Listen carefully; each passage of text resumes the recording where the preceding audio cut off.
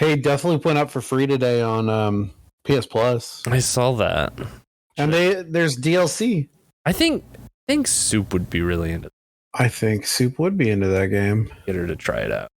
Yeah. Especially, she's been playing a lot more of those, rogue-esque games.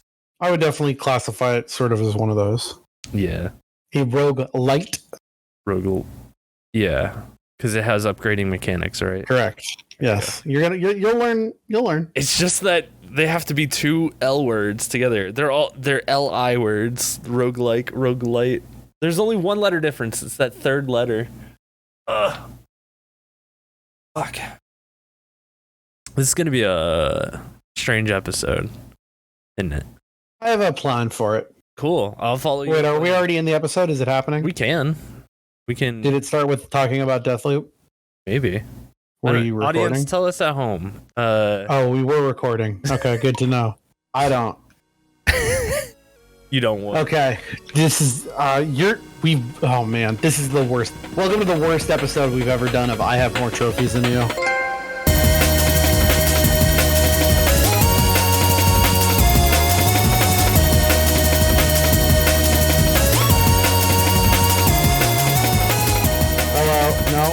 I gotta say the intro now. Welcome to I Have More Trophies Than You. This is a video game podcast about video games and the different ways that people play them. I am one of your hosts, Dr. Ryan. I'm me. Hell yeah. And I'm your sleepy packing NB co-host, hostess with the mostest. That's me, Chris. Put in like air horns here. I'm telling this to myself. Yeah, I was gonna say you're the one that does it. Why are you saying put in air horns here? It has been a chaotic 2 weeks. I think for both of us. Yeah. Yeah. You want to know how chaotic it was? Yeah. Let's go. Would you like to go directly into the Platinum Report? Yeah. Let's do it. Okay, Platinum Report. You ready? Here's the Platinum Report for this month or for this 2 weeks. Nope. 0. That's the Platinum Report. Goose egg. Yeah, I haven't gotten a Platinum Trophy since August. Ryan is currently in a halfway home for wayward gamers. Currently dealing with the death of my grandmother. No. I know that. I was trying to put a fun spin on it. No, I want to make you look bad. Shit's been wild. So I haven't. Yeah. After our last episode, when I got back from PAX, I started playing The Last of Us Part 1. I played that. I finished that. I was starting the Left Behind DLC, and then my grandma passed away, and then shit's been crazy, and I haven't really had time to play video games. I'm so sorry to hear that, man. Condolences. Thank you. The only thing I've done, I did finish The Walking Dead Season 2 on my Vita as just a thing, so I guess I got 100%. So there you go. That's what I did. I've dropped down to country rank 65, but yeah, video games have not really been on the forefront of my mind. Yeah. But this is the best opportunity to talk about a type of game that we were going to talk about this week. We were going to do a game this month, which, full disclosure, I tried to start it and then just didn't have time, so I haven't played it, but I've played a billion games like it. We should just talk about when shit goes bad, how easy it is to fall into cozy games. Oh my God. We are on the same wavelength here because, I've been nothing but cozy games lately. It has just been, you know what? Most of my nights lately have been playing Minecraft because one of our friends, James, set up a private server for us to play a couple weeks ago, and it's always fun the first day or two, and everyone's playing and you're all goofing off, but then the reality of life over these last couple weeks, hey, we're up and moving across the country again. It's another huge move for us, and we're kind of trying to figure out everything with it and pack our whole lives into boxes again. That it's just been something where every time I sit down to want to play a game, I just don't have it in me, and I just sink into Minecraft, and I can just close my brain and say, hey, look, you've done enough work today. Relax, sit back, just fuck around, throw some blocks, have a good time, go to bed after that, wake up the next morning and start the day over again, just a clean reset every night. So yeah, cozy games are the way. Honestly, I've been thinking now's the time for me to start playing Final Fantasy 14 again. Hey, Just something to do and turn my brain off and play with friends. that was something that we actually just did the new content 6.2. Like 6.2 dropped, and like day one we went in, did the raid stuff, because that's always super fun to do on a early, you know, what's the like time, I guess, because no one knows what to do. Like there aren't guides online, you know, everyone goes in blind, and so it's kind of hard to be upset at people that may be messing up mechanics, you know. I feel like later down the line, when you get into doing harder content, and you know there's 100 fucking guides out there, and everyone's like, well, we do the Mr. Happy method, we do the Mystic method, and it's just like, who cares? Let's all go in and have fun, you know. It's so much more fun to just do it when it comes out, because then you can't have that discourse. But yeah, we just did the story stuff. I want to say like Friday or something like that. And the story's good. Like I'm starting to pick up the beats of like what's happening right now, and it's really fun. If anyone's a fan of Final Fantasy IV, I mean, it's, you know, it's hard to say, hey, jump in now, because, you know, if you haven't played till now, there's a lot of story to get to, and that stuff's fucking amazing. But for Final Fantasy IV fans who have been playing this whole time, boy, are you guys fucking eating cake right now. Like, it is really good for them. So, really good stuff. I'm totally down to play anytime. Like, I fucking love that game. It is such that I think that's the one game where when I want to turn my brain off but still want a little bit of a challenge, I think that's the game I go to usually, is Final Fantasy 14. There's a lot of fun stuff to do. The Island Sanctuary, speaking of like cozy like farming simulation stuff, they just put in a farming simulator into Final Fantasy 14 with the Island Sanctuary. So oh man, that reminds me, like, okay, quickly off of Final Fantasy 14 for a second. Since last time there was a Nintendo Direct and a Sony State of Play, and I feel like every other fucking game that Nintendo talked about was another fucking farm game. Yeah, I have everything pulled up, because not only did we have a Nintendo Direct State of Play, Tokyo Game Show also happened in this 2-week span. I haven't really heard about anything from Tokyo Game Show because I've kind of been busy with, once again, the death of my grandmother. Right. I'm going to bring that up as much as I can for sympathy. But like, yeah, tell me what happened at Tokyo Game Show. Tell me what's up. Not a lot of things really. Most of the stuff that were covered in the State of Play and Nintendo Direct were kind of the highlights of Tokyo Game Show, because it was kind of like, oh, those were the things that showed them off before it. Tokyo Game Show happened. They talked about everything. So mostly, we got Tekken 8. They showed more of it, not only at the State of Play, but at Tokyo Game Show, also with the full launch roster for Street Fighter 6. So if you're a fighting game fan, there's fighting games on the way. They also detailed that the Resident Evil Village DLC will be the end of the Winter's Family saga. So that's kind of interesting. Oh, wow. So they're not even going to do a Rose game for 9? Nope. Interesting. Yeah, this will be the, well, see, that's that's the question, I guess. Like, yeah, I guess that's really it. This will be, you know, the Shadow of Rose will be the last thing. Then why did they end 8 with the story of the father is now over?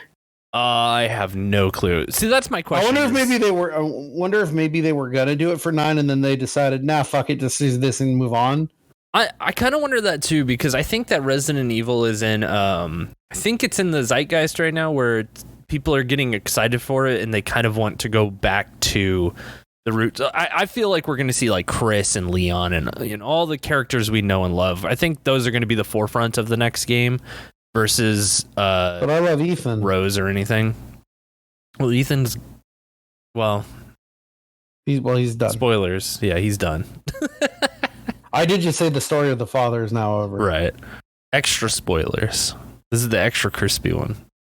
We did get some. I want to go on record as saying that I think that Ethan Winters is the best Resident Evil protagonist. And That's 100% of games starring Ethan have been good. Who else can you say that about? I could almost say Chris, but he's in 6, isn't he? Yep, he's in 6. Yeah, I can't do that. I love Chris. Chris is always my favorite, but I will concede that I think Ethan is the best written for sure. He has the best story. Like those 2 games are just fantastic. Like, what a way to breathe life back into a franchise that was dead and beaten, left on the trail for, fucking vultures to come and pick the remains of. What else happened at Tokyo Game Show? Do you like Ryuga Gotoku? Because we got a lot of Like a Dragon news. Oh, I know what Like a Dragon is. I don't know what the first thing you said was. Ryuga Gotoku? That's the name. No, it's Yakuza Like a Dragon. That's the thing. It is not called Yakuza anymore. The brand name Yakuza is now retired, and the game will be known as Like a Dragon in the West instead of Yakuza. That is interesting. Why that? I wonder why. I like it because it's the more direct, naming scheme. Also, like, Yakuza is kind of like a dirty word in the Japanese language. It's not like it's like a bad thing to say. It's just something that you don't really say. That's like there's an entire series of games here called Mafia. Yeah, but I think Mafia culture in the West is a lot different than Yakuza culture in Japan, because I feel that, or at least it's more felt over there versus, like, I'm sure there is like a Mafia or mob. Yo, if you're in the Mafia or mob, write into the show. Let us know what it's like. No, please don't. No. Well, it's just like here it is definitely glorified. You get things like The Godfather, you got The Sopranos, you got Goodfellas. Like, is there a dramatic TV show based around Yakuza in Japan? Not. Do they have a really? Sopranos? No, I don't think so. I think there's it's not really glorified over there, is it? No, it's not, because it's way more relevant over there. It's more felt. Like, when I would walk around, because they're still doing shit. Exactly. Like, there's still a heavy presence of whereas in America, like, organized crime is very regional. Yeah, not only that, but it's I think more underground than it's made to be seen, I guess. Whereas, like, in Japan, it's, you clearly know what bars are owned by who. Whenever there's a festival, you'll see them all out together, shirts off, drumming in the plaza, and you're just like, oh, that's the Kudo Kai, like, shout outs, like, what's up? But it's also different because I feel like over there the Yakuza, they don't really mess with civilians, Yeah. It's more of, if you go to them, then you are now a pawn that can be, messed with. But if you just let them do their thing, they don't care about you or what you're doing. They don't want your shit. They're more often going after, like, establishments, like multi, what's the word, like fucking power companies, like people with money, big corporations. They're not doing protection rackets on little mom and pop stores, are they? Oh, they definitely are. That's bad. But not like, I think now in Japan it's become, there aren't as many turf wars. I think turf has kind of been, like, delegated. Like, it's that this group here owns this city pretty much. In Fukuoka proper, I know that there were multiple Yakuza families, so it's like that. I think there was more, turf culture, turf wars over there than where I was, where there was just the Kudokai, and they pretty much ran the whole city. So yeah, it's weird. I think that's kind of why it's like that. And then, of course, that's why the game has always been called Like a Dragon in Japan. But we got big news for the franchise because they announced the 8th game in the series, which will star lovable, dumb, super awesome boy Kasuga Ichiban. So he's coming back, but it will have a split character, much like a lot of the franchise. You a lot of times will play as multiple characters, even though, like, Kiryu would be the main protagonist in the games. Kiryu is coming back for this game, so you'll play both Ichiban and Kiryu through the next game, which is fine, I guess. I figured, Kiryu's story probably should just be over after 6. But I thought that was the end of Kiryu. yeah, but none. It's you got to bring back your old favorite characters, right? That's how video games sell. Can't do anything new. Even when you do something new and it's cool, like Ethan Winters or Kasuga Ichiban in this example, you always have to put them to the side eventually and just bring back the old characters, because who cares about the new ones? We want to see Kiryu doing stuff, even though he's got this, like, he has like a really modern, like, haircut now, and it's like all gray, and it's just like he looks like a 70-year-old. Yeah, isn't he like a 60 or 70-year-old K-pop man at this dude. point? Yeah, like he's old. Like, hey, I'm gonna say something, and I think that Ichiban's a better character than Kiryu. Yeah. Yeah. God. Yeah.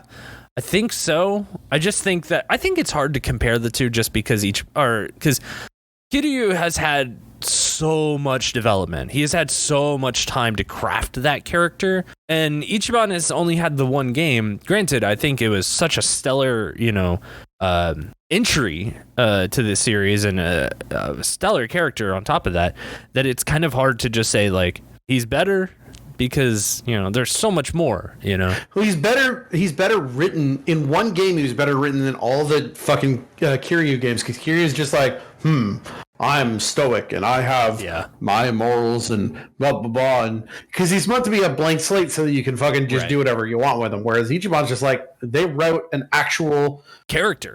They gave him personality. So he isn't just I'm Kiryu. Yeah. They also said that they're not committed to sticking to the turn-based gameplay, which I'm a little interested on. I really like the turn-based gameplay of 7. I hope it sticks around at least for 8. If they switch from the turn-based gameplay back to normal, like the whatever you call it, the brawling gameplay of the original ones, I'm out. I want the turn-based gameplay, or I'm not playing. Yeah, I feel that. There's also like a spin-off game that is coming out that will focus on the fucking, isn't that a remake? No, but there is a remake of a game coming out, but they're doing. You're talking about the one where it's like Samurai Times. No. Yes, they did announce that Like a Dragon Ishin is getting a Kiwami version, just like Yakuza's 1 and 2, and I think they did the third one, or they're doing the third. No, they just did just Kiwami the first 1 and 2. Yeah, they're doing a Kiwami version of that, which is awesome, because that game never came out over here as far as I recall. And I am so fucking stoked to play that game.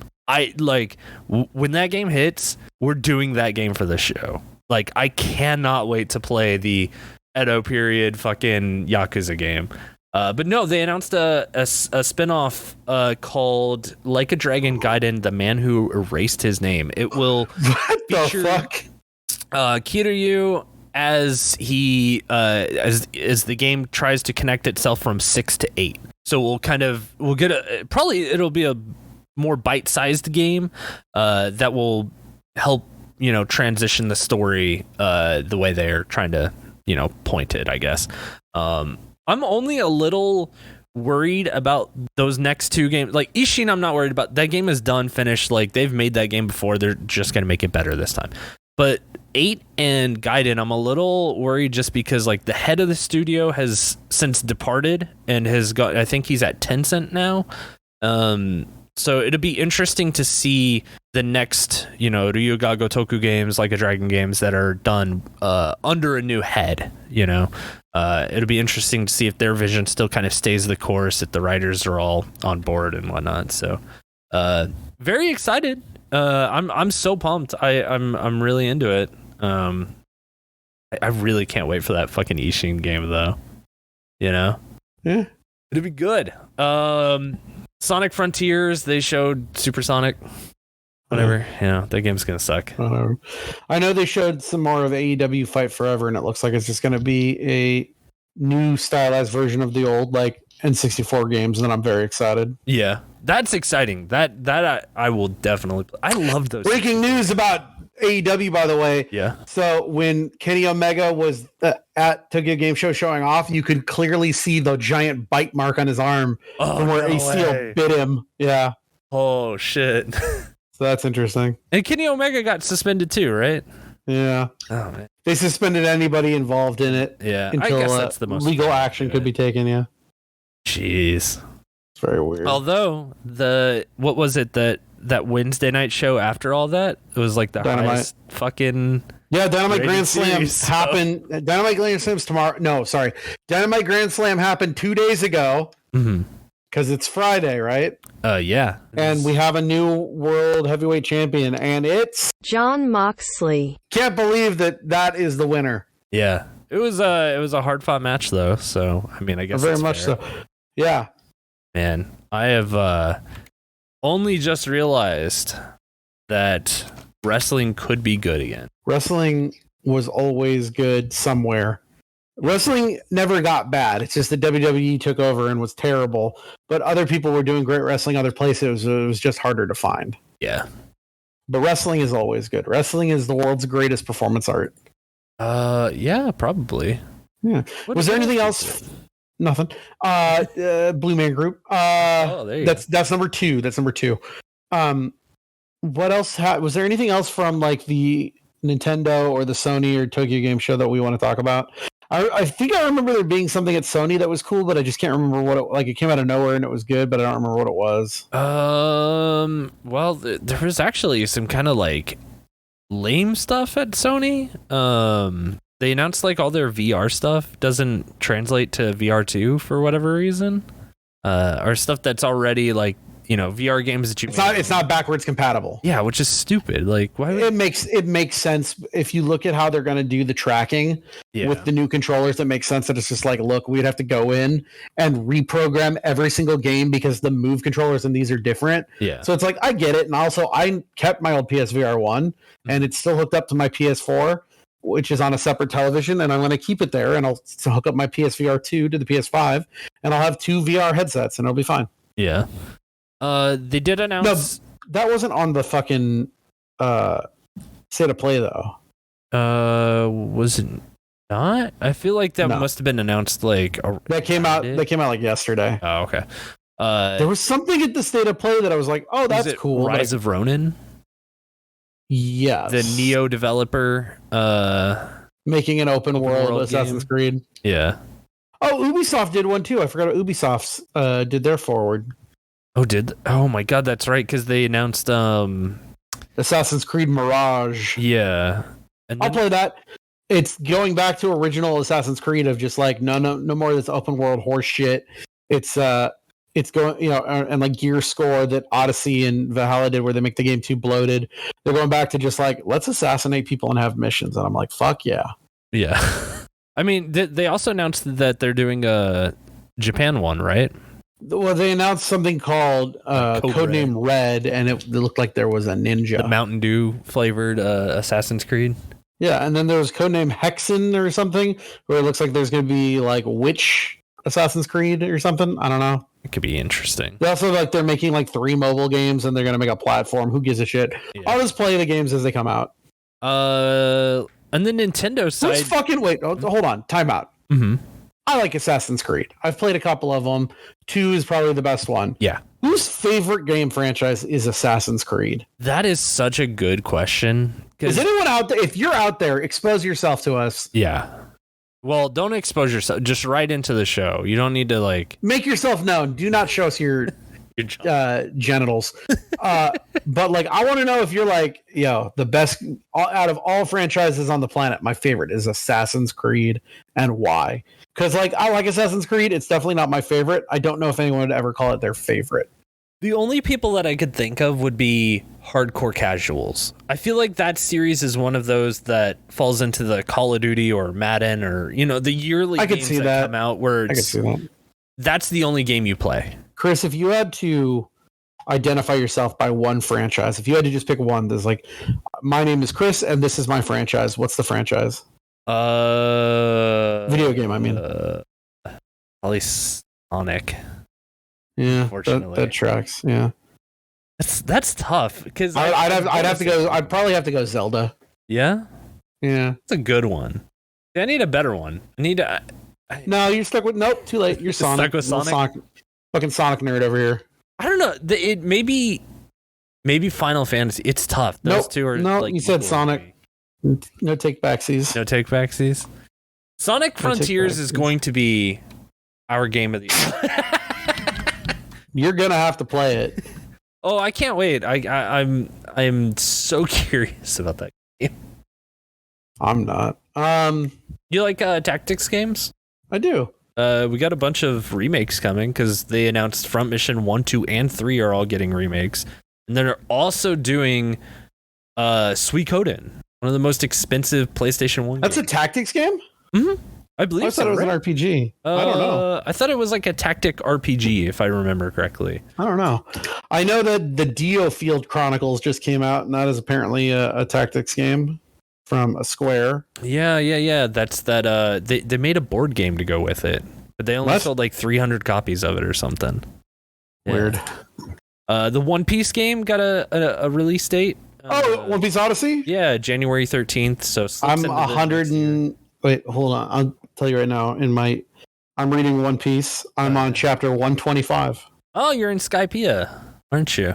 What? No, they're on an island with some giant men, and a man has wax powers. Oh shit! What's a Skypiea? Did you just ruin something? No. Did you spoil it for me? Wait. We're dealing with the Baroque works right now. Yeah, that's some. And they're trying to get the Princess Nefertiti back to Arbalesta or something. Best fucking character in the series. My favorite character. Love. That's the best character. There's 1,000 episodes or chapters. I'm on chapter 124, and you're saying it's never going to get better than this. No, I'm just saying that I'm very nostalgic for that arc. I really like the Alabaster arc. And Vivi just is Vivi is the first character of a recurring theme, I want to say. I don't know if theme is the right appropriate word for it, but she is the first of this. You'll see it featured kind of with other characters later in the series, but she's the first, so she's the OG. She's great. Very important to the series. I'm not gonna say anything else because all of it is still very developing in the current chapters. So anyway, when's that One Piece game coming out? January 13th. Oh, I'll play that. Yeah, it'll be in that nice period like after Christmas when everyone's tired of all the holiday games that are coming out. So I'm in. I can't wait. It looks great. Yeah. Outside of that, not a lot. Trying to see just real quick. We did get some more trailers for like Harry Potter and fucking other fucking games that we just keep seeing trailers of because there are other games coming out. There's going to be an exclusive PlayStation level where you go to a haunted store. Yeah, that's fun. I'm gonna play it. Pikmin 4 got announced. If you're into Pikmin,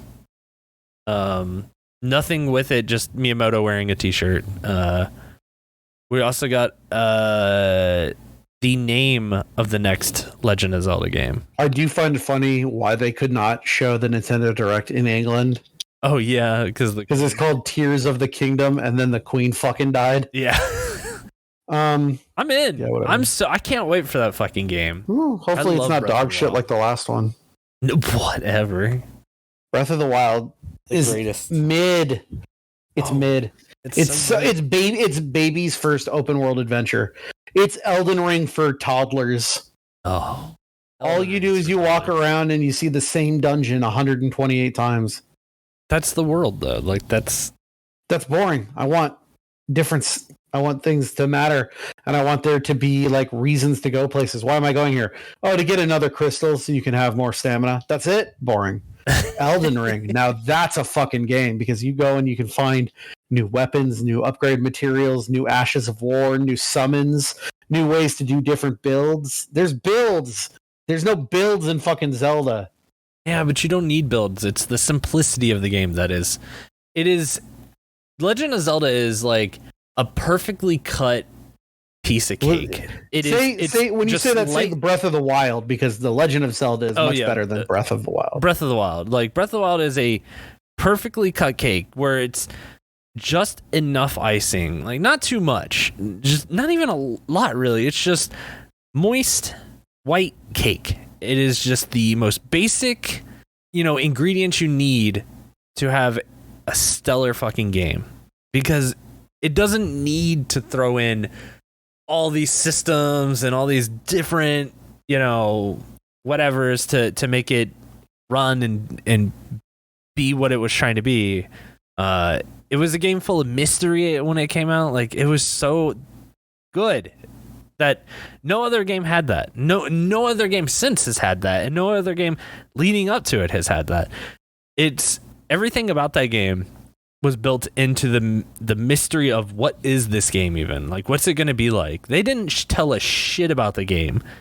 And then they were just like, oh, it's out now. Go buy it.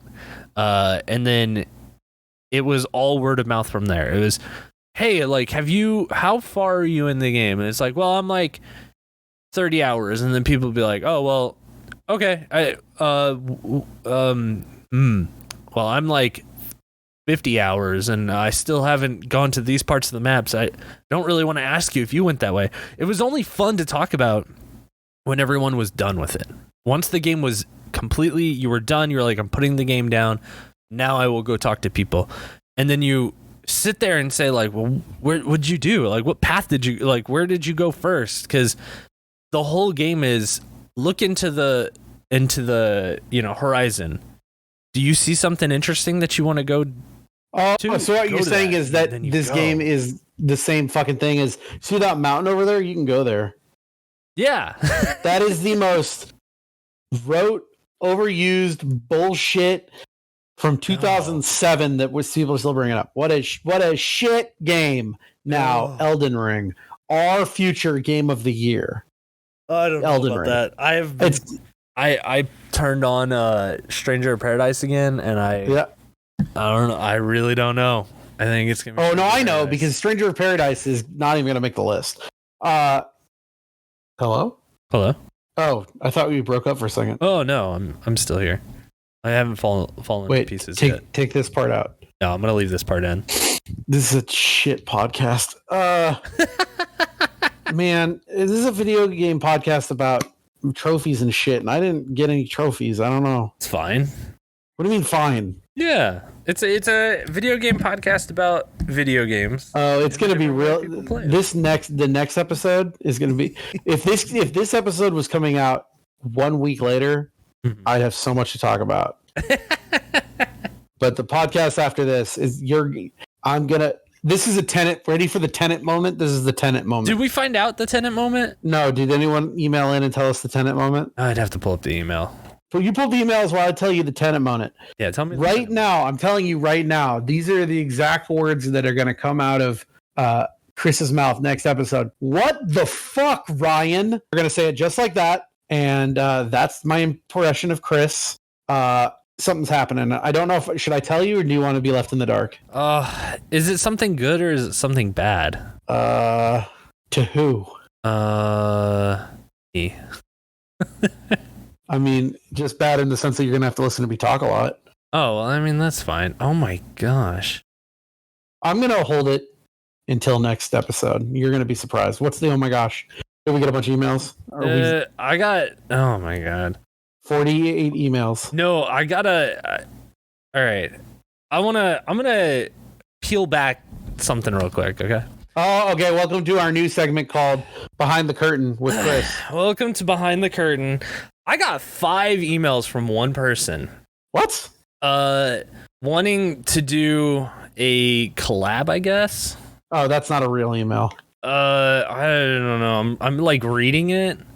Yeah. And it's like, no, it's somebody who's just really, like annoyed because they're just like, oh, I really enjoyed listening to the podcast. I love everything. Like, how do I get featured? Like, how do we talk? And it's just like, I don't know you. I don't know your name. I don't Wait, hold on. Bleep this out. Say the name. Maybe I know who it is. David. I have no idea who the fuck that is. Yeah, like, and here's the last email, and this is where I'll leave this. Were these all sent within like a day of each other? A couple days, like 8 days, 5 days, 3 days. This is a situation where they don't know we only check the email once every 2 weeks, probably. Yeah, probably. Okay. Like, okay. It says, hey there. Oh, this, you know what, Omar, we're fucking with you again. Yeah, I love to fuck with Omar. Did Omar write in and be like, what the fuck? Omar, you need to write in and tell us if we're fucking with you. Says, hey there, I guess my emails are not reaching out, or you're dodging them. Either way, reply to me with a no. 1 to 3, and I'll leave you alone afterwards. 1, I'm annoying you AF, and you don't want to podcast with us. 2, I feel like we shouldn't put this in the episode. No. I'm putting this in the podcast because people need to understand how read the first. Wait, hold on. You're reading the end of the. Read the first email. Oh God. Okay. Greetings. I have more trophies than you. Podcast. I've been following your podcast for a while and find them really insightful and love to hear story of how you started it. Well, if you've been listening, hold on. I'll give the story of how we started it. I was streaming and you were with me and you made the joke that we should start a podcast. And I just went, and you wanted to call it the Game Jizzers podcast. And I said, I will not be involved in anything called the Game. Yeah. I will not be involved in anything called the Game Jizzers podcast. No, just give it time. Like, you'll be a part of it. It's cool. And then you're like, what would you call it? And I was like, well, I have more trophies than you, and it's only about trophies. And you're like, all right, fuck it, let's do it. Yeah. So there's the story. And here we are, a year later, 33 episodes in. Game Jizzers podcast. Game Jizzers to the moon, baby. No. We'll do an April Fool's episode next year where it's Game Jizzers. I'm David. From what? Don't know what that is. Is that a thing? Beats me. The game. Maybe we bleep that. Yeah, maybe. I'll bleep it. Yeah. Yes. LED. I don't know. Beats me. Clean podcast. Podcast is a show where voices from around the globe to discuss all things on women's cricket. So it's probably not that one. Yo, if you're into cricket, teach me how to get in. Yo, if you gotta know what a crumpet is to know what cricket is. Yo, we crumping over here. Name that movie. Teenage Mutant Ninja Turtles. That's what he says when fucking what's his name? What's the guy in the mask? Why am I? Casey Jones pulls out the cricket bat. I haven't seen anything called a podcast. I don't know what this is, but he's annoying. Sorry. Hold on, don't be rude. We might be losing out on. We can make $1 million with this one. Yeah. This might. Okay. The gaming industry has grown twice in the last 2 years. I think it's grown more than that. And with a new P2E concept, it's going to blast in the coming years. This is why we created to make the best gaming experience while earning a lavish living of it. Dude, if you're going to make me $1 million, tell me. Do I start at the top, tell 2 friends? Is this like a pyramid scheme? I don't know. Look, we're trying our own pyramid scheme. We can't. Is there a link involved? Did they send you a link? No links, no nothing. What's the bleep this part out. What's like the @blank.com of the email? .com. I'm typing that in. Yeah, like IO, like IO? Well, it's not .io, it's just IO. .io, it the might world's be first play to earn. Nope, I found it. .io, the world's first play to earn social gaming platform. Fuck this. Tell me it's NFTs and shit. This is how we got fucking caught into this. Yeah. This is my fault. I still get, because I'm on fucking Twitter, my biography line just says I created NFTs, and I still all the time get like, we'd like to partner with you on this new great NFT idea we have. Yeah, man.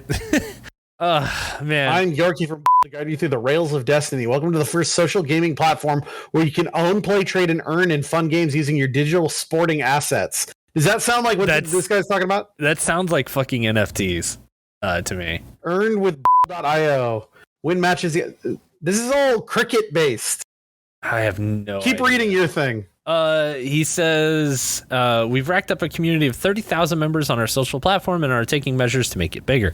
I have a few topics that your listeners would definitely want to know and will find really interesting. And I'm sure even you'll enjoy talking about the evolution of this industry. How can we collaborate and work on it? Looking forward to a positive response. Regards. Building world's first cricket pay to earn game. What the fuck? All right, what's the next email? Now I want to hear all these. Here it is. Okay, second email. Okay. Hey, I have more trophies than you podcast. Just so you know, we have acquired a gaming studio and have struck partnerships with several Web 2 gaming studios. What is amazing about is that users don't have to know about crypto, wallets, or any of that. They'll just have to create normal accounts as they did with Web 2 games. Farting noises. Yeah. Farting noises. All right. I want you to email this guy back, and it says, Dear David, eat farts. Love, I have more trophies than you. Don't actually do that. I was typing. I was getting so ready for it. Yeah. No, fucking do it. I was thinking like, we don't want to piss anyone off, but this is like, you've got a job, I've got a job. This is just for fun. Who gives a shit? Dear David, eat farts. Love, I have more trophies than you. Than you. Send. Perfect. Yeah, the last email was just... This is our best episode yet. Delete all those emails. Here's the thing. I'm so open to talking to people about collaborating. Absolutely, unless you're an NFT company. Yeah. Can the name of this episode be NFT? Dear David. Dear David, eat farts. That's what it has to be called now. It has to be. It has to be. How are you going to send me 5 emails in a week, man? My man.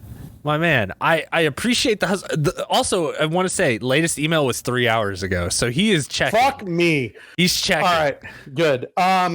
Listen, if you're out there and you do anything with video games, sure, we would love to collaborate. Send for us fun. an email, send us a DM on Twitter. We would love to talk to you. If you have a game and you want to talk about your new fun game and you're putting trophies in it, and you want to talk about how you made those trophies, I'd love to talk to you about the idea of how you designed your trophy list. That would be so fucking cool. Oh my god, you know how cool it would be to have somebody on the show that is involved in games and just be like, well, what did you do? What's the process of making a trophy list? What an episode that would be. That would be so good. But if you're gonna cold call email saying, hey, we've got crypto that we could put your name on, we're gonna answer. The only thing we're ever gonna answer back is eat farts. Yeah. That's it. Especially if you email me 5 times, fucking 5 times in a week, dude. We check our email once every 2 weeks while we're recording the podcast. Yeah. If you want something more immediate, slide into the DMs. That's totally cool. If we were some really stupid channel from 2009 using one of those direct t-shirt marketing things, I'd say that we make a shirt that says Dear David, eat farts, love. I have more trophies than you. That'd be great. Yeah, it's not becoming of you, man. If you're running a professional thing, please do not. Oh, I guarantee you this person, whoever this is, has not ever listened to this podcast. Yeah, for has sure. Not ever. It just basically just sent that same email to they probably just went to Apple Podcasts, went to the bottom end of video game podcasts and just started emailing everybody. Yeah, for sure. Are we still the number 30 best video game podcasts in Australia?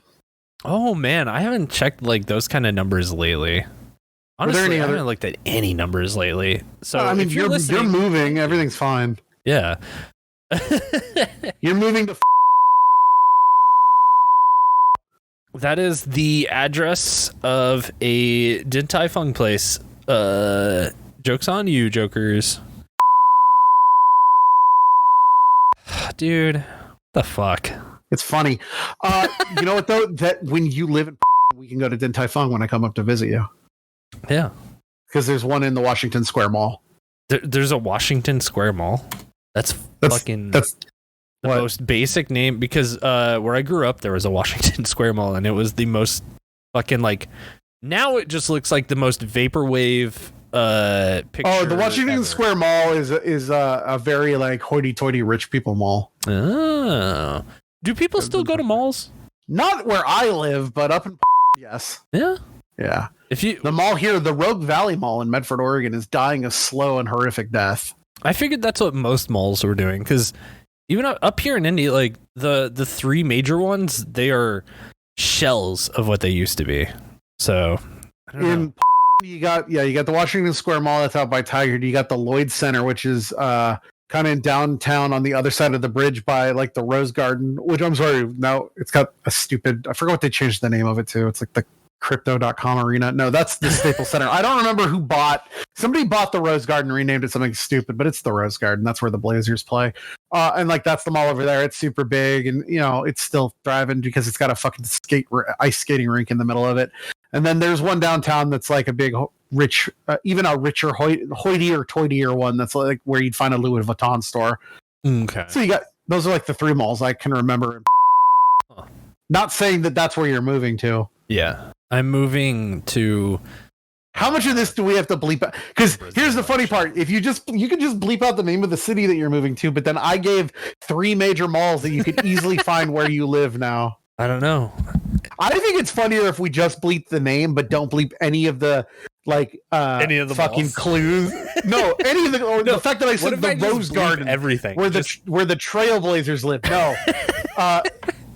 You have to keep this all in. I think that's really funny. We'll never say where you live or the town that you live in, but I'll keep dropping hints and clues because I used to live there, and I'll just say names and people are like, I know exactly what you're talking about, but why aren't they saying the name?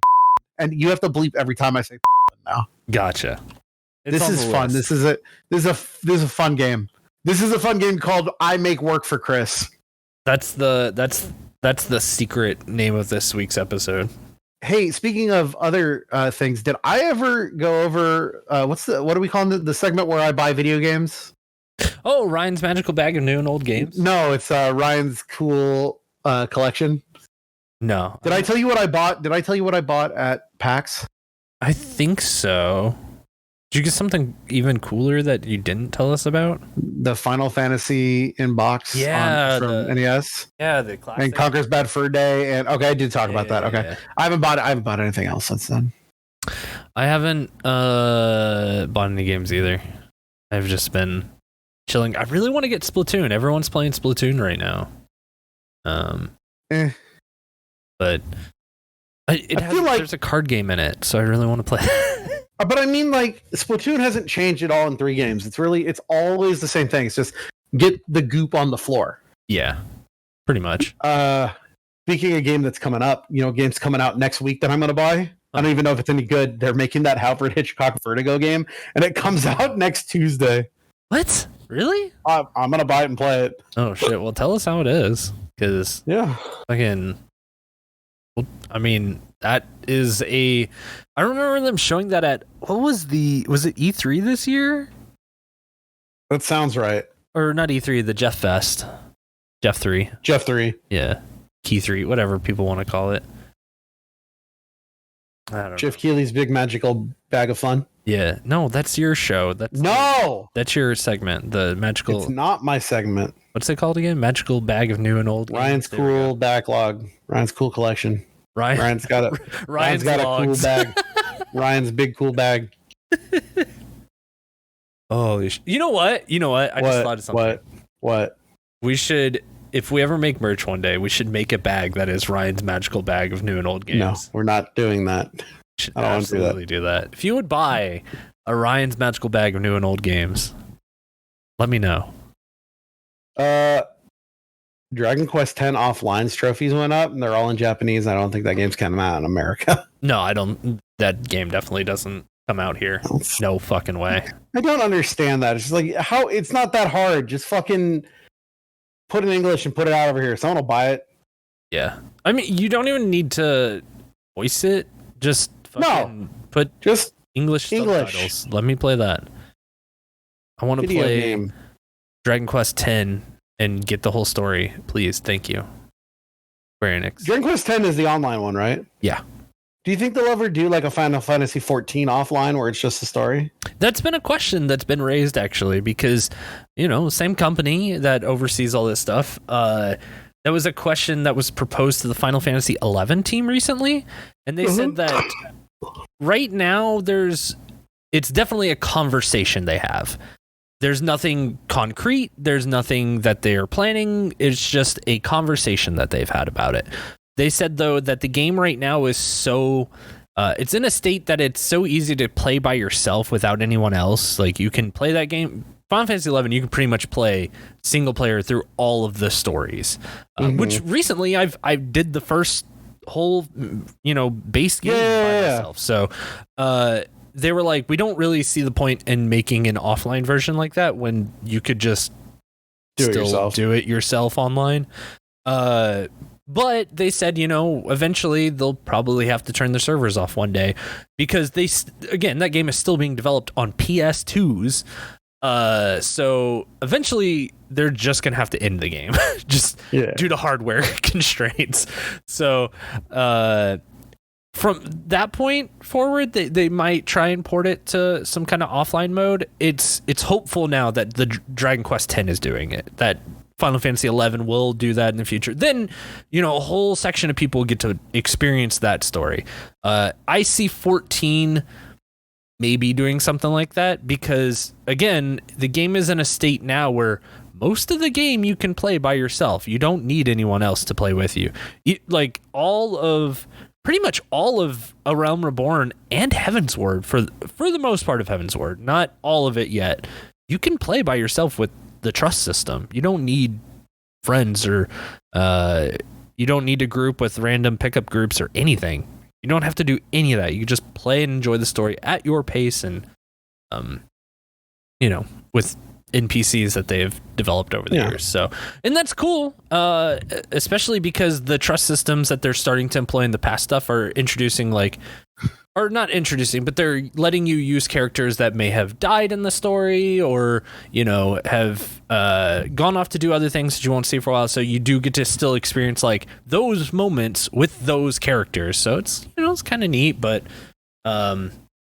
yeah, I tried using the trust system a little bit as a DPS, and it takes for fucking ever. Yeah, that's kind of the trade-off, is that while you can play the game by yourself, it will be a little bit longer. Cause a dungeon with 4 people that would have taken about 15 minutes took me 45, because you're really the only one doing damage. You'll never... It is hard to draw aggro, and as long as you're doing mechanics right, you won't die. But the thing is, if you stand where you're not supposed to, that's not going to really heal you very well, so you'll die quick, and you're mostly doing all the damage. So it was kind of boring. Yeah, I've seen people level out their trust system the whole way, and I'm not in that category. I think eventually there's a trophy for doing that. Oh, is there? That's on PS5. There's a trophy for leveling everybody up to level 80 in the trust system. It's kind of rough. At least it doesn't make you do not. I mean, that it's 10 levels.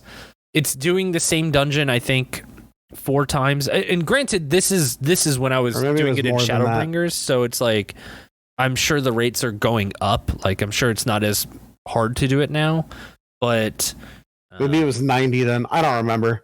Yeah, because the thing is that I was gonna do it, and then I just got tired of running the same dungeon over and over. If there were other ways to also level your trust, without just doing, this, you're 71 right now, so do Holminster Switch until you hit 73, and then go do, Malekith's Well or whatever the next one was. Honestly, though, I would much rather do that over and over again with a person, because, yes, you guys, I like hanging out on our Discord, and you guys are always playing a game that I want to play. But if you were yo, let's do this dungeon 8 times, I'd be like, yeah, fuck it, I'm down.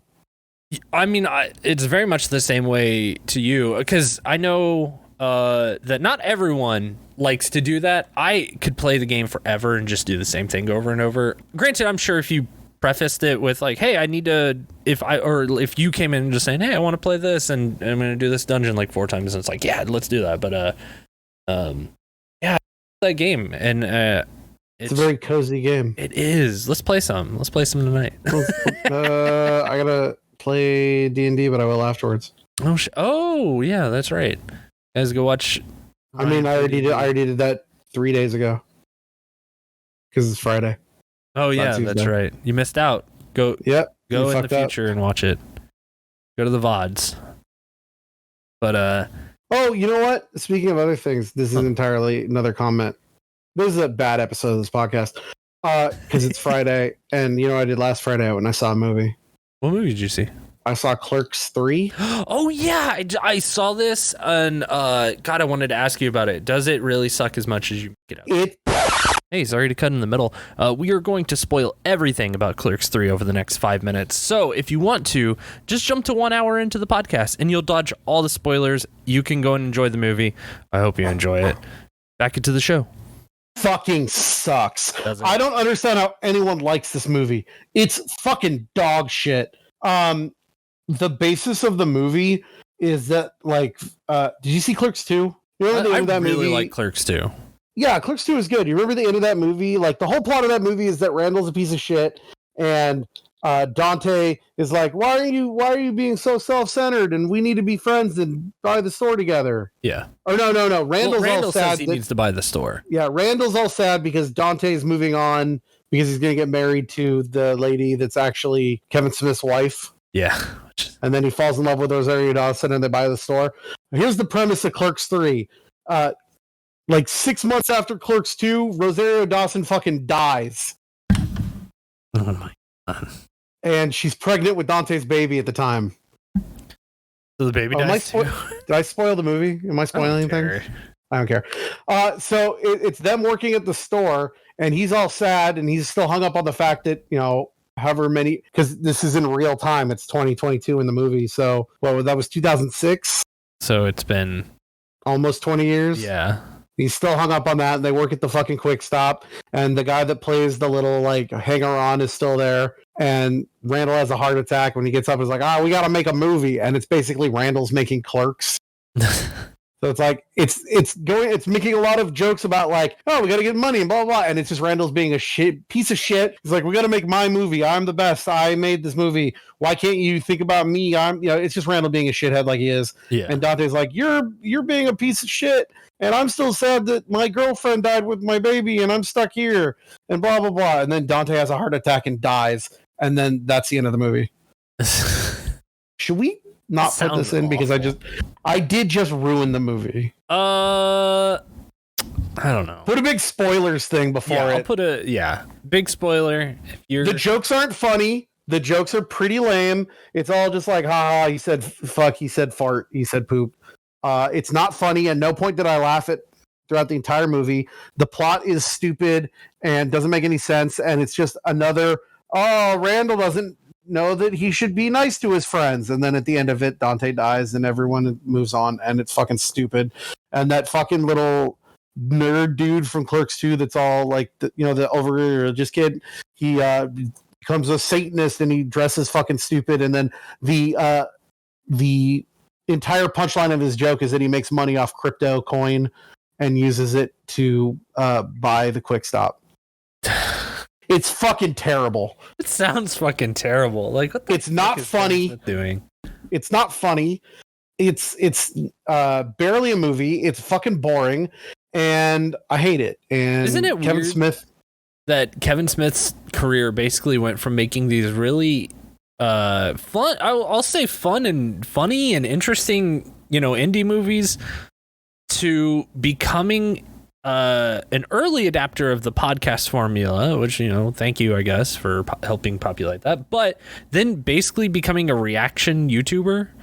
And then now he's a reaction YouTuber thinking that he has a fan base, or at least he has a fan base vocal enough that will support him trying to make a movie.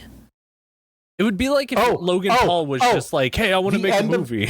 At the end of the movie ends, and then the credits, and you're like, maybe there'll be after the credit scene, and it's just Kevin Smith starts talking over the credits like it's a podcast. He's like, hey, thanks for coming to watch my movie. He's talking about, like, I had some ideas for, like, secondary endings, blah, blah. It's like, Did the man interrupt his own movie to start an episode of his podcast? Yeah. Apparently, though, this is the second iteration of Clerks 3. I really want to hear what the first one was like. I don't know. I know that the best thing Kevin Smith ever made was Clerks, the animated cartoon. Yeah, fucking that show was good. And I don't think I've liked anything he's made since Clerks 2.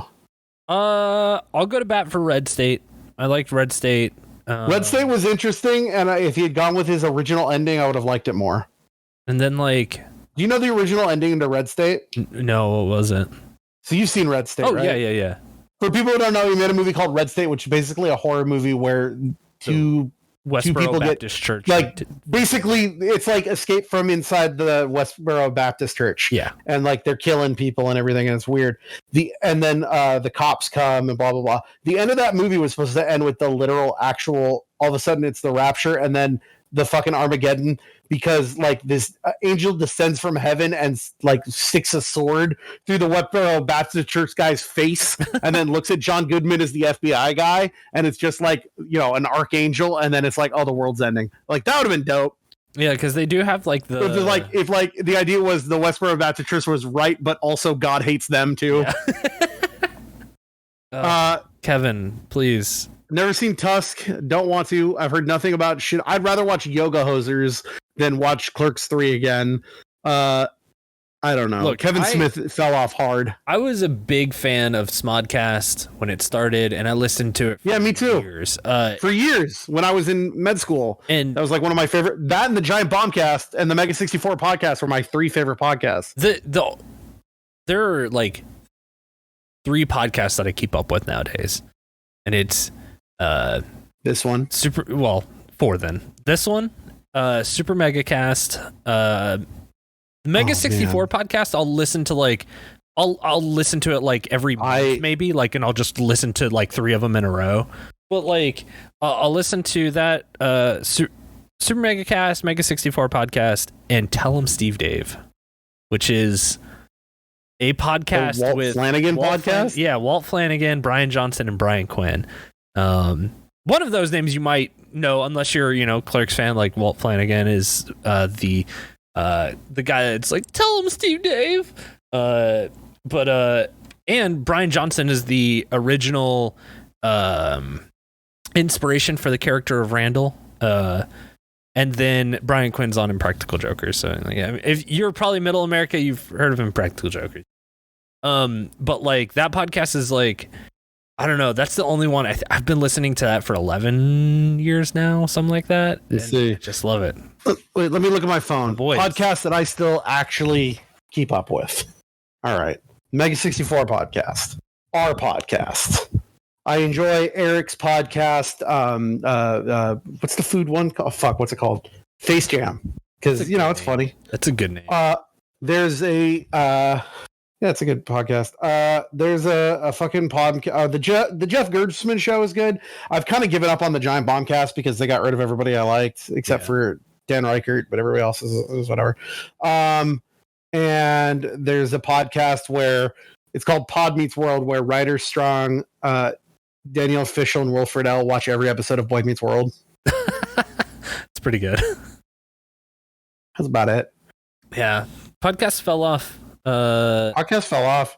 But no, why are we making a podcast then? No, podcasts are great. And that's why we're making a podcast. But Kevin Smith, does anyone listen? Like, I listened to his, and listening to him talk about Tusk, and like, I remember listening to the episode where he was like, doesn't this sound like could be like a fucked up cool movie or something? They detail the whole movie right there, and that was so fun. That is such a fun listen. Go listen to that episode where they first talk Tusk, like not the movie itself, the actual, you know, inspiration of that movie. Find that episode, listen to it. It's really, really fun. Having said that, maybe, you know, it doesn't make a movie, you know. It's like it's all concept, no substance. So just feel like he needs to learn where, you know, where to make a movie, I guess. How to make a movie. Well, he didn't learn on Clerks 3 because that movie sucks. Oh shit. Cozy Game Podcast. Yeah. Hey, So I tried to play fucking Doraemon, and I got bored after an hour of fucking setup. Like, I played that game for an hour, and I was still in opening cutscenes. Yeah. I think I looked at the time after I got done with all the tutorial stuff, and I could actually just like, do the days day to day. It was an hour and a half, I think, that it took me. That's fucking ridiculous. Yeah. I was gonna come down on that a little bit because I don't know. I've played these games before. It's a Harvest Moon, it's story seasons, whatever you want to call it. Hey, let me tell you a great game. It's called Stardew Valley. You know what happens? You get dropped in. They say, "Oh, your grandpa died. Here's a farm. Go." Yeah. Stardew Valley is fucking great. God, that game I would really like to go back and play again. It's just I feel like I've done it though. At least with Doraemon, it's like a fresh. What did Doraemon bring that was different from Stardew? Honestly, Doraemon, it brings all of that to it. It brings that weird like. What does Doraemon add to it? Like what do you do in that game other than what you do in Stardew? Don't you just plant trees and pick fruit and give it to your neighbors? Yeah, sure. Like, it's just, I guess, the flavor of the writing and the characters are different than Stardew, where it's it's a different game, it's a different story, it's a different it's a different cast of characters. With Doraemon, you're gonna get like those goofy, dumb, fun Saturday morning Doraemon stuff. Doraemon? No. Doraemon is like a Digimon that like didn't make it through the creation process. Like he's kind of like melted. How much of Doraemon have you played? Did you beat it yet? No, I just put in like a good chunk of. I think I got to summer and then was just too busy to be able to. That's fair. Play. How about this then? Let's make a compromise because this is not the comfy episode. This episode is of course called Dear Dave Eat Farts. Yes. If you had let's do a little ranking. Let's make the top 5 best cozy games that we suggest to the viewers. Yeah, let's do that. Let's do it. Okay. Let's talk about it. So, what are some cozy let's each throw out some cozy games and we'll make a list and then we'll make a top 5. Immediately first off for me is going to be Final Fantasy 14. I think that's the coziest game, one of the coziest games out there for at least me. Cuz it can give you steady slow progression. It gives you fun story. Does it lose points cozy wise for like the raids aren't exactly what I would call cozy? Oh sure, yeah, because those are meant to test your patience and your skill. That's not going to be cozy, but crafting is super cozy. Okay. Hildebrand story, so cozy. Golden Saucer's super like you could just sit in the Golden Saucer all day and just play mini games.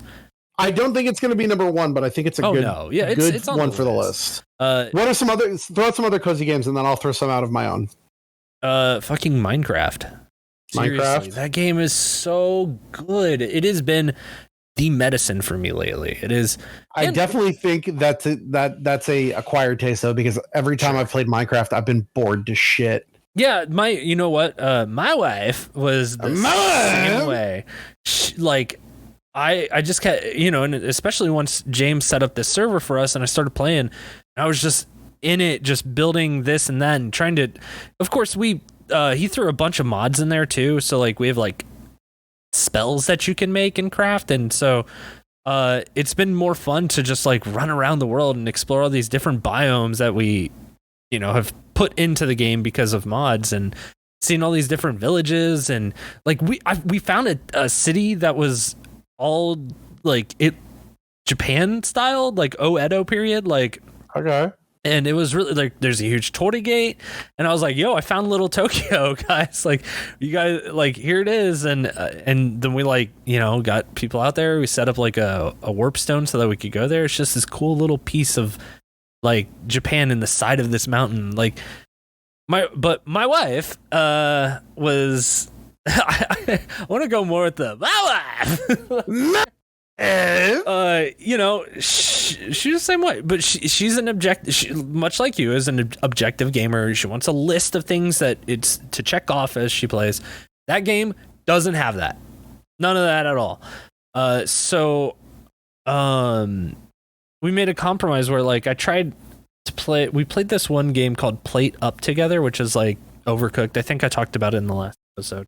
No, you did not talk about it in the last episode, but I was watching you guys play it is why you're thinking that's that. Right. You have not talked about it. Yeah. It's basically, it looks like a knockoff. I don't mean that in a bad way, but it looks like a knockoff version of Overcooked. Yeah, it's just like super roguelike Overcooked, I guess. And it's fun. But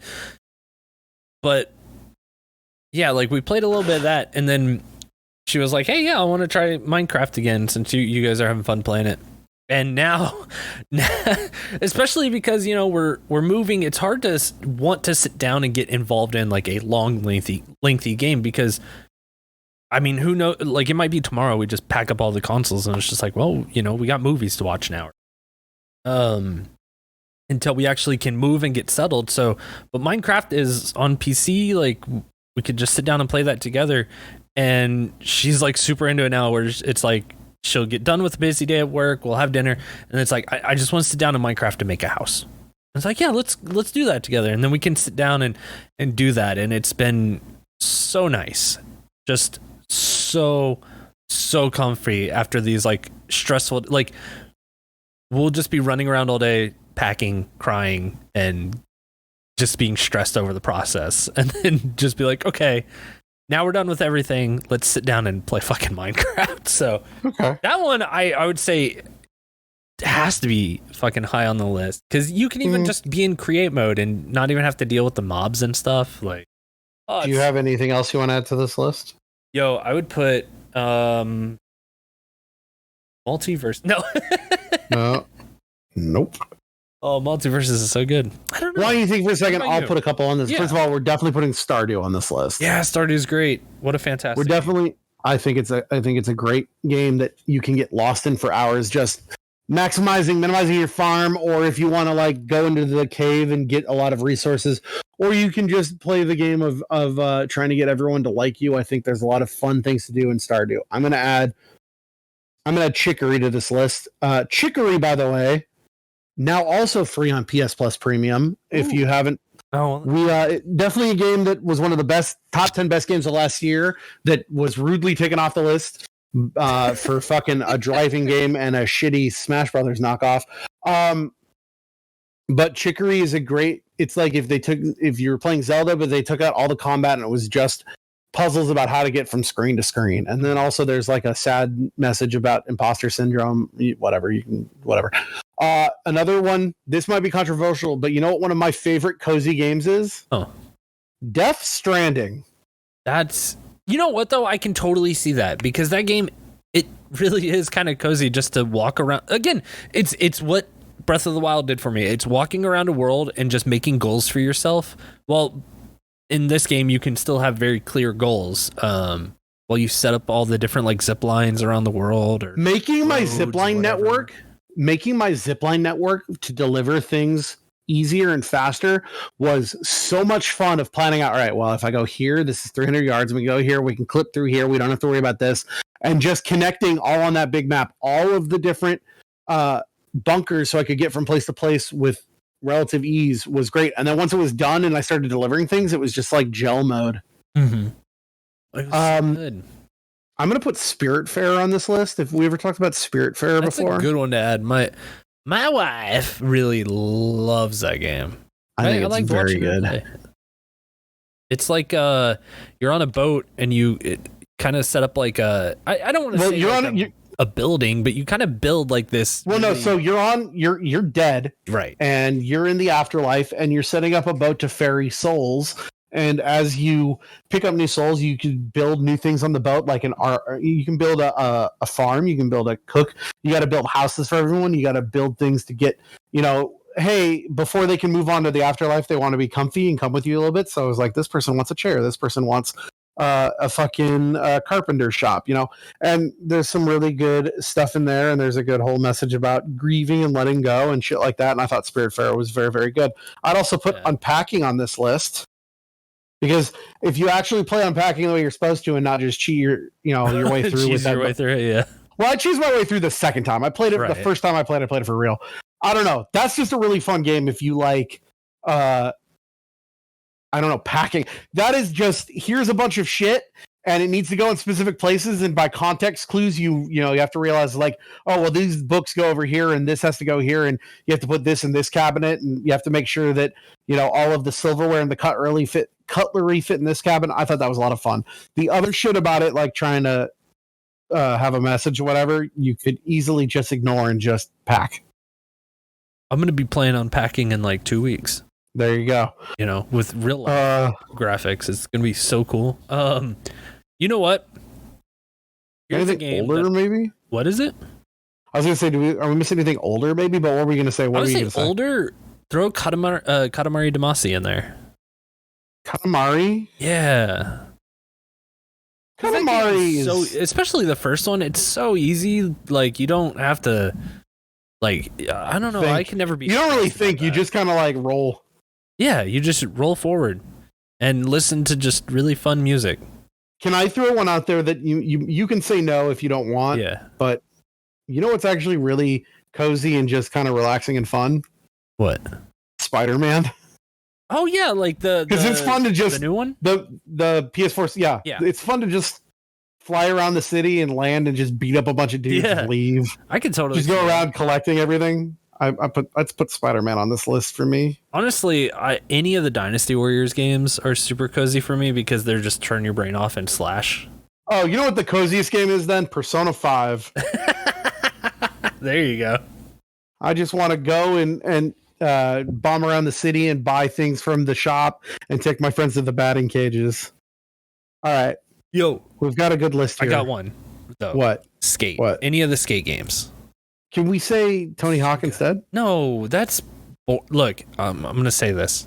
Tony Hawk games were only good for the first 3. And then Skate came out and said, hey, this is how a skating game should be. And totally... One of these games has Goldfinger in it and the other one doesn't, so... Yeah, that song's overrated. Fuck you. It's all right. You know what? Not overrated. It's not overrated. That's the wrong word to use. You want to say overplayed? It is so. Yeah, it's pretty much to the point where now I want to listen to any other Goldfinger song.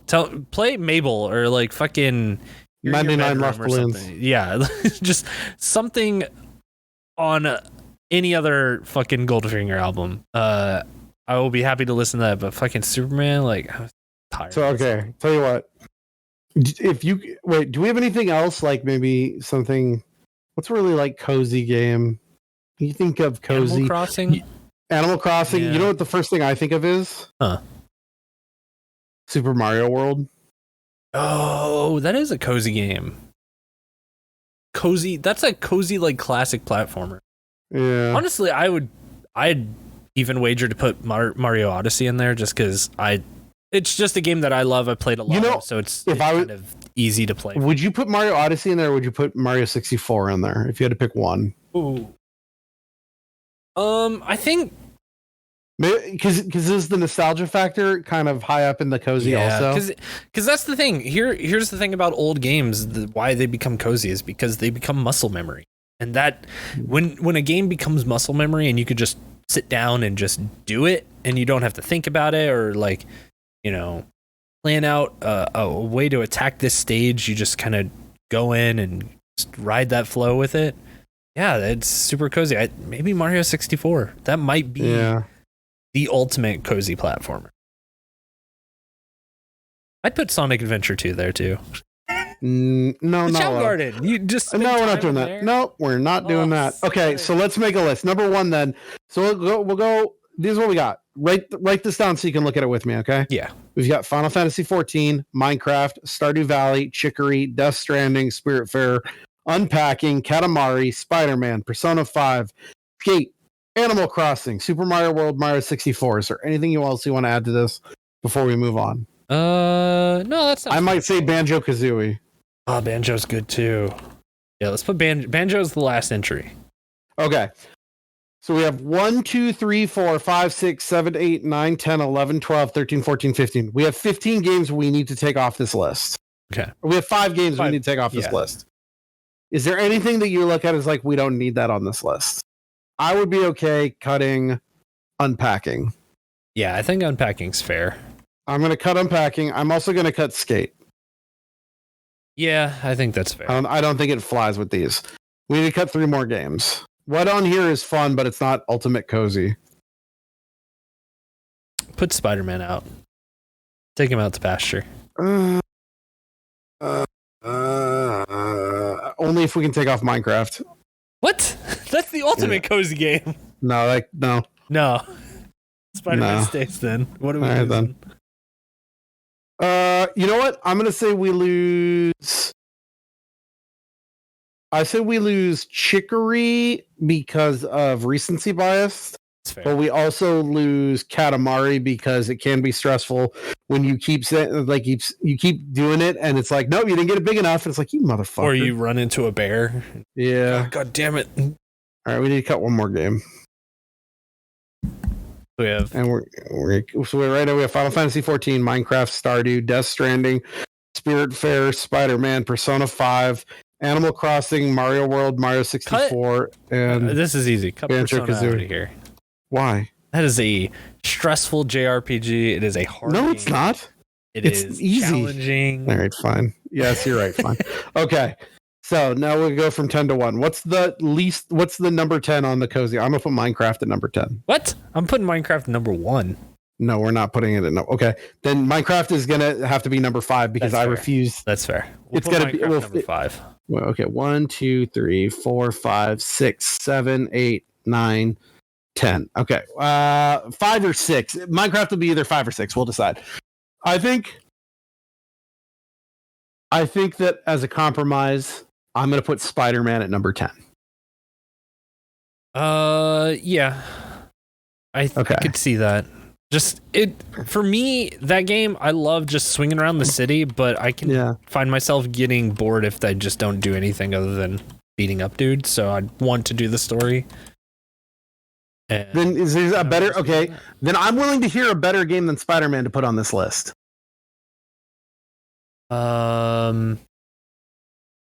Eight. No, that's hard to say. You know what's Spider-Man's cozy? so good. What? No. When I think of cozy, I think of in a robe. You know what? Honestly, let me posit this to you as a cozy game. When I think cozy, it's winter. I'm wearing a robe. I've got some hot chocolate. I'm playing a video game, and I'm enjoying just going through it. Okay. Dragon Quest XI. Wow. Cozy. Yeah. It's you just playing a bedtime story. Yeah, I mean, you're not wrong. There's nothing stressful. The combat is pretty simple, and you just get to explore a big old world. Yeah. I don't know if it's cozy, though. It's a JRPG. Really? Yeah. It's, You think JRPGs can't be cozy? I think they can. I just think objectively they're asking too much from you. You know? Then there's 2 Mario games on this list. Might we need a Zelda? I mean, if we're putting a Zelda here, it has to be Breath Then we're of the putting Wild. Then we're putting the Cody's Zelda game, Ocarina of The Time. worst. Just the worst Did you say game. it's The what? worst Zelda. No, the worst Zelda is Zelda 2. No, Zelda 2 is awesome. I love that game. It's not better than Ocarina of Time. It's not like the highest rank fucking Zelda for me, but I do like Zelda 2. I like it more than Ocarina. You're fucking crazy. Go play Ocarina again. It does not hold up the way you think it does. I promise you. Pokemon Snap, That's pretty cozy. the original one. That's number 10. That's number 10. Yeah.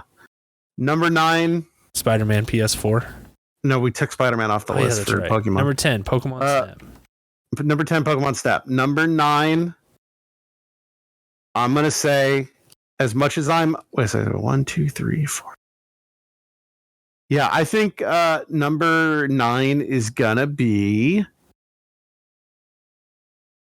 Just because it can be stressful at times, I'm going to put Death Stranding here. Okay.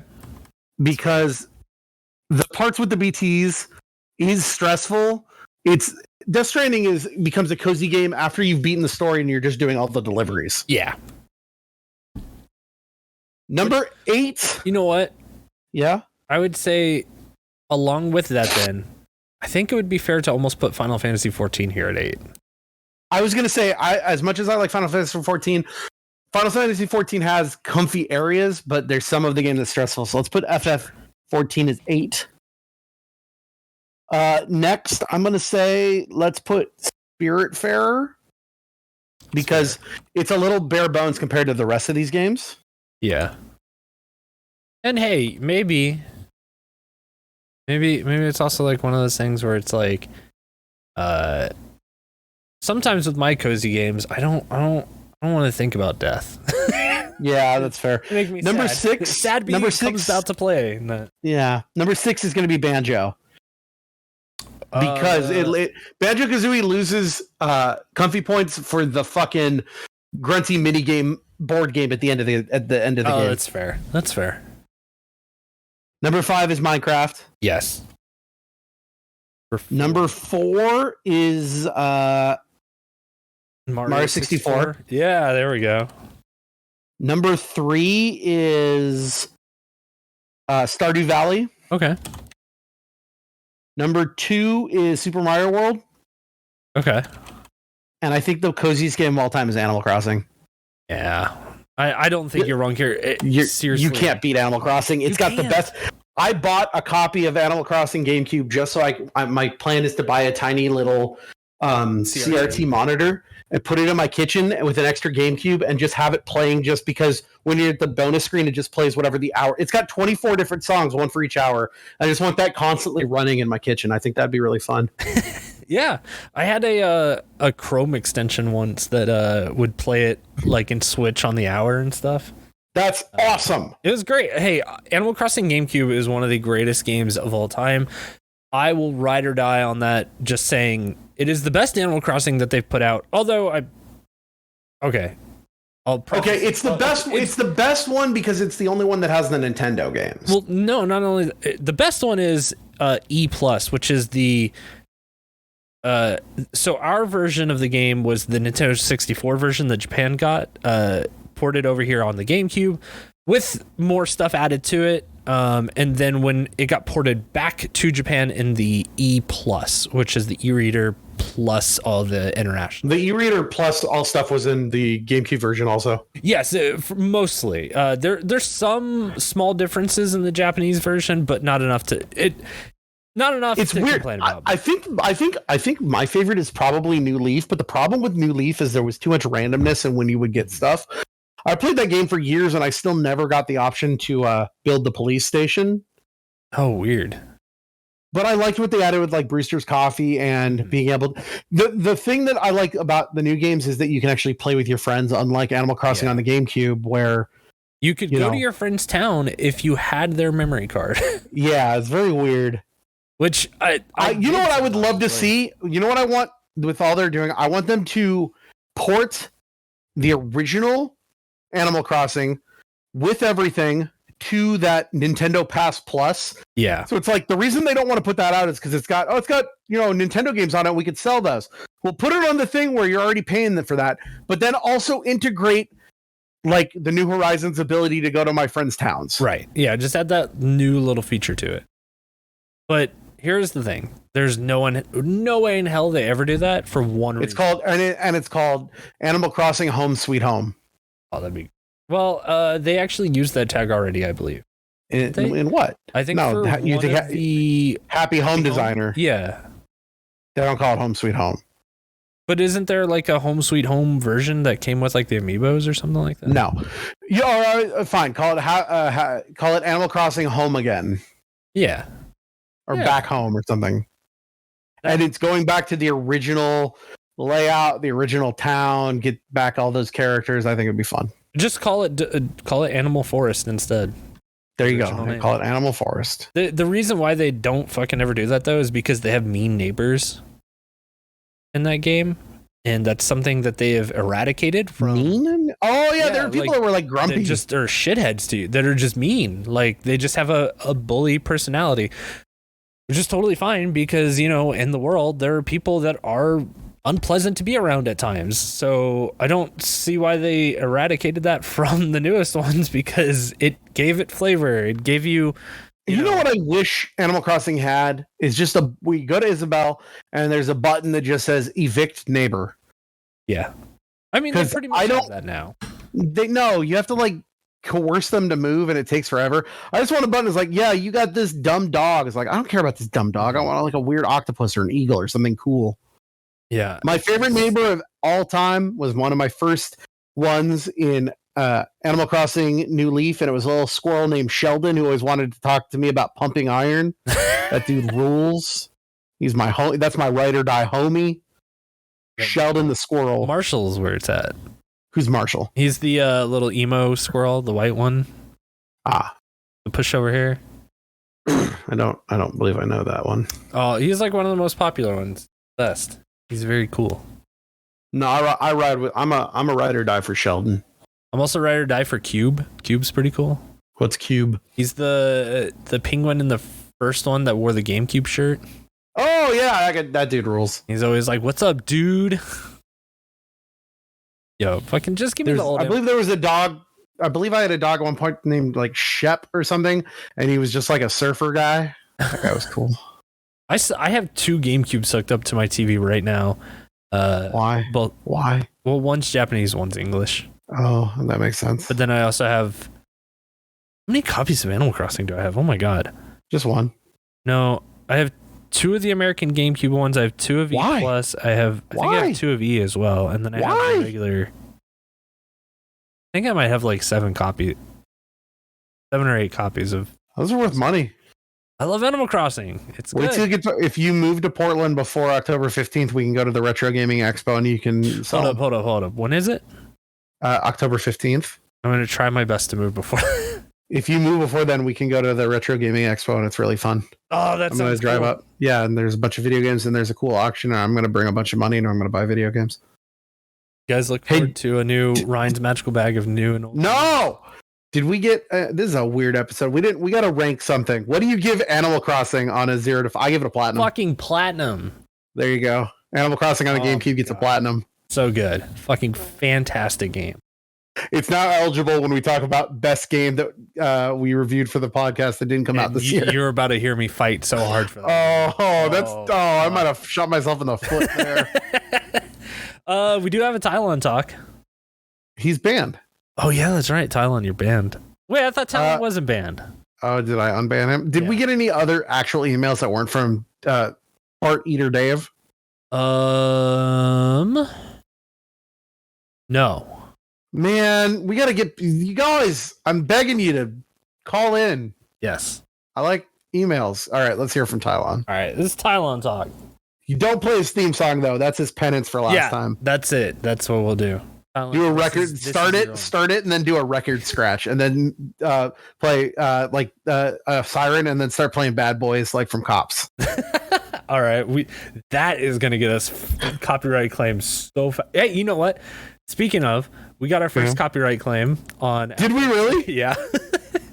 On YouTube? It was no, on YouTube we've had a couple, but that's because you can get copyright claimed on podcasts. Yeah. Well, it was one that were just like, hey, we just wanted to let you know, like, this is you can't use this. So I had to it was for a wrestling bit, and I just changed it real quick before full episode went out. What was it?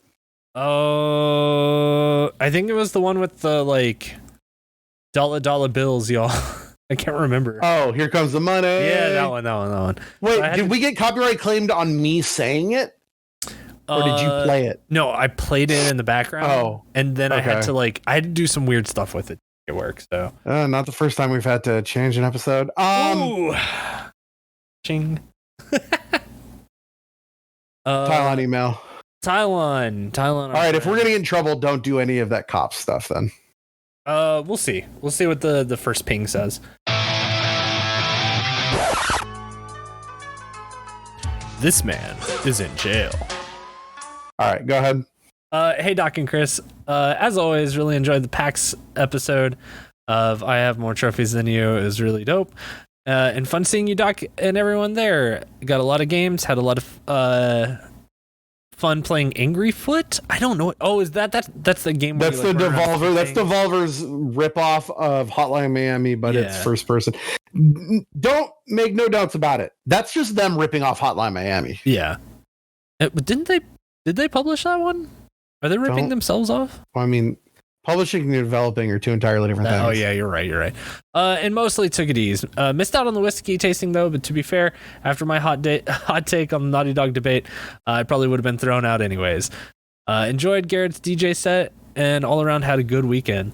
Last episode, Doc wanted some manga recommendations for the Shonen Jump app. I think I've only got I think the only recommendation I've got is Chainsaw Man because it is fast-paced, chaotic, crazy nature with good but insane protagonists, strange but lovable waifus, and great, violent, gory fun. Other than that, I can't think of anything that you haven't already read, like DBZ, Death Note, etc. Keep up the excellent work. Can't wait to hear what you two have in store for the next episode. Tylon P.S. Oh, okay. Go ahead. With the recent farming direct, I gotcha. The recent farming direct and state of play happening, what kind of video game or gaming in general announcements do you always root for in the back of your mind, even though you probably know that they won't announce it? PPS, I re-downloaded Persona 5 Royal and can't wait to start it once it's officially out on Game Pass. What games do we root for, but no, they won't? That's a weird question. For me, for the longest time, that game was Skate 4. Oh, you just mean what do I want them to announce? Yeah, I thought he meant like what type of game. Like, I think it could also go into the category of something that you're like.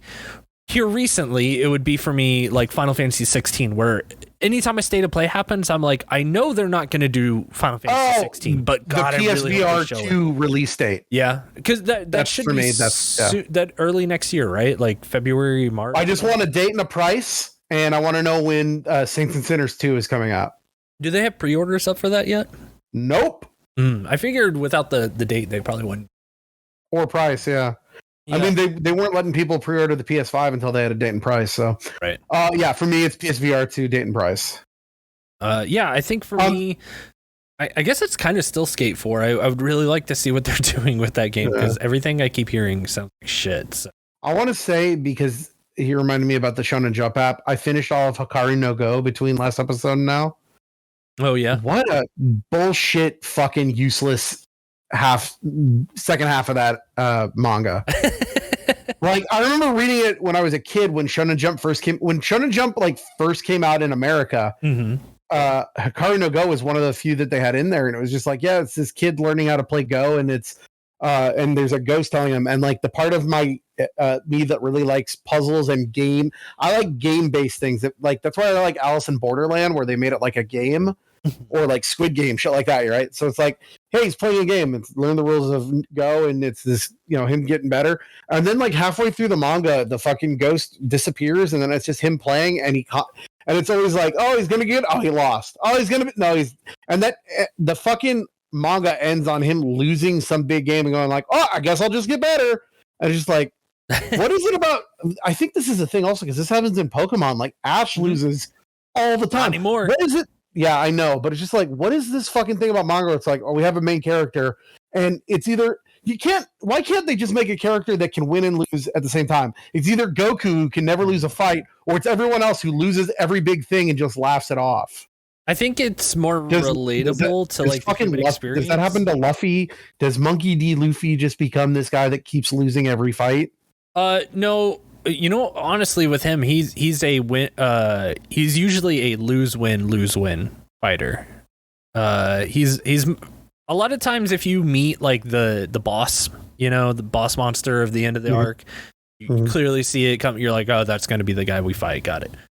He'll usually lose to that person and then go get stronger and come back and win. Get stronger and then come back and triumph. That's over. Good. So. That's the wrestling arc. Like you got to have the person lose and then they get stronger and they win. I like that. That's wrestling. That's why I didn't like The Force Awakens where Rey immediately beats everyone. It's like, no, she needs to get punched in the face and then come back and win. Yeah. I would say One Piece definitely does that. That's the name of the treasure. The One Piece. Yeah.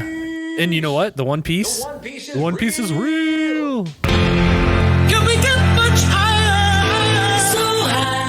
what that is. I was referencing the great song. Much higher. I was We're before definitely you getting said that. copy claim for that. Yeah. If what? Because I'm definitely putting that Kanye song in here. I don't care what What Kanye is going to say about it. Kanye made a One Piece song. No, there's a meme. You'll have to listen to the episode to get it. No, don't put it in. I don't want to get copyright claimed. Instead, put in the 4 Kids anime opening. Yo ho ho, he took a bite of gum gum. Put that in. Oh fuck. You know what? Actually, speaking on like Shonen Jump stuff, I just rewatched all of Dragon Ball Super. Thank you, Taiwan. That was amazing. Thank you. All right, go ahead. I watched all of Super again. Yeah. And God, I will say the one thing Super does so fucking well is character growth for Vegeta. Vegeta is the main fucking character to get character development and growth through that whole series, and it's awesome. Number one dad. The series is kind of like, well, it's totally just fun.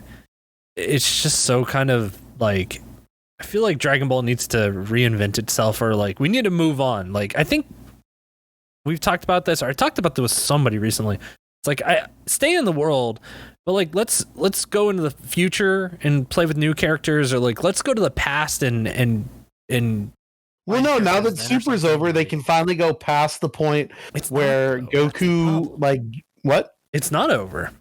I thought the Super was over. No, the anime at because I just rewatched the last episode last night because I was watching it with friends and they're like, oh, like I know the manga goes past where we are, like where the anime ends. Are they going to come back and do it? And it's like, oh yeah, at the end of that episode, like the last episode of Super, the announcer says like, hey, yeah, there are plenty of adventures to come, but we're just going to take a small break. So we'll see you again soon. And then credits roll. And well, okay, Super takes place between the end of the Boo saga, but before the last Oob. 3 episodes. Oob. Yeah. The 10-year time skip. In the 10 years time of Oob. So you're running out of 10 years there. I'm saying just fucking end Super and start a new one after Oob. Yeah. It's called Dragon Ball AU after Oob. After Oob. Yo, read Young GGU's After the Future, the Dragon Ball. And you know what the show's about? The show's about fucking Gohan becomes the Goku character. And what's his daughter's name? Pan. Pan becomes the fucking Gohan, and you just go from there. Yeah. Gohan and Pan just fucking around the galaxy. That's the thing is... And then they meet Frieza's kid. Yeah. And then it's like Kid Wars. it's just Goku Jr., Vegeta Jr. at the end of GT. No, Goku Jr. That's from GT. That doesn't exist. Hey, that ending, though, in GT is so... I'll cry every time. Okay, hold on. I've had this debate with several of my friends and why I think it's bullshit. Goku Jr. No, listen. You gotta let me talk here. Goku Jr. is supposed to be Goku's great-great-grandson or something like that. Yeah. You can't name a kid 4 generations later Goku fucking Jr. Goku Jr. only works if you are the son of Goku. Yeah, let me propose this idea. Yeah, okay. So we could probably surmise that it is probably Goten's kid. I thought it was Goku's kid. Yeah. So like Goten has a kid. That kid is named Goku. Now Goku has a kid named Goku, and that kid is Goku Jr. I hate this. Wouldn't that then be Goku Jr.? Dragon Ball GT is not canon. Well, no, it's not canon, but it's fine. I like Dragon Ball GT. I think it does some cool stuff. The Shadow Dragon saga is so I have 2 episodes of Dragon Ball GT on a Game Boy Advance cartridge, and that's it. Oh my god, that's amazing. The GBA, you know the GBA videos, right? Yeah. I try to collect as many of those as I can. There's one out there that's a 2 set of Shrek 2 that I need because I just think it's funny they exist. Is there anything else to say here? I feel like this was an episode. Yeah, it's an episode. This was a weird one just because you've really been playing video games. I haven't really been playing video games. I've been playing video games before the next one. So next week, next month. Yes. It's October. It's spooky time. Oh my god, yeah, that's right. We're barreling into the end of the year already. And I want to start with let's do some spooky games. It's time. I think it's time for spooky October.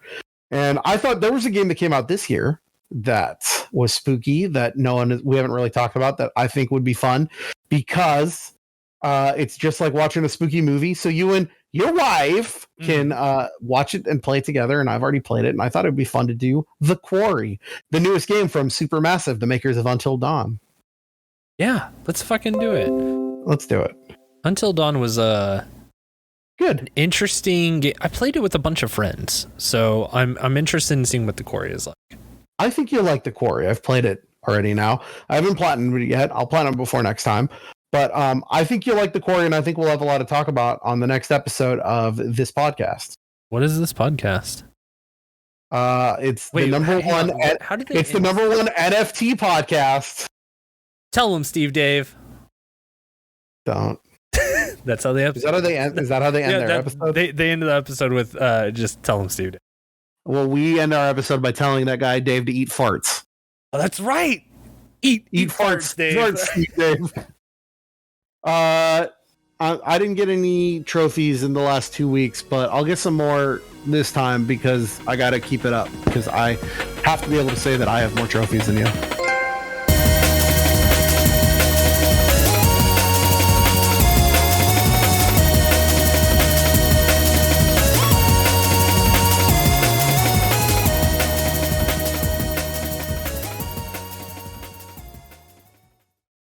Hey, thank you so much for listening to our podcast. If you'd like to send us questions, gaming memories, comments, or if you just want to know when the next episode's going to drop, then you can follow us on Twitter at moretrophiespod. That's MORETROPHIESPOD. That's More Trophies Pod. Also, you can email us at ihavemoretrophiesthanyou@gmail.com. It's just the name of the show, all one word, at gmail.com. Also, be sure to follow Ryan at Dr._Ryan on Twitter. You can also keep up to date with his Monday night Twitch streams office hours at twitch.tv/Dr._Ryan. That's Dr._RYAN. Dr._Ryan on both Twitch and Twitter. And follow Chris on Twitter at Burezu in Japan. Now, I know what you're thinking. Don't worry, I'm going to spell it out for you right now. That's BUREZUINJAPAN. It's all one word, Burezu in Japan on Twitter. And when they are streaming, you can check them out at twitch.tv/BlazeTK. That's BLAZE, the letter T, the letter K on Twitch. BlazeTK. Thank you again so much, everyone. We'll see you in the next episode.